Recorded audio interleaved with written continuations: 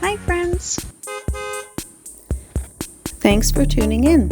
If you like this video, please give it a like, comment below, and take a moment to subscribe to our channel. Welcome to Weyburn, Saskatchewan, a vibrant city in the southeast corner of the province. The first settlers arrived here in the 1890s when the railway opened up the area. Weyburn's name comes from the Scottish words Weyburn, meaning small creek, a nod to the nearby Souris River and the streams that flow through the area. Early on, the city became a major railway hub, and its location made it an important center for agriculture and trade. Today, it is known for its strong farming roots and thriving oil industry. Many heritage buildings and landmarks still highlight the community's rich history.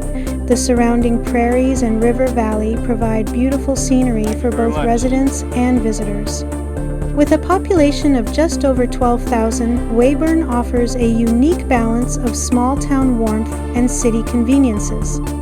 Whether you are here to explore its history, enjoy the outdoors, or just take in the local charm, Weyburn has something special to offer.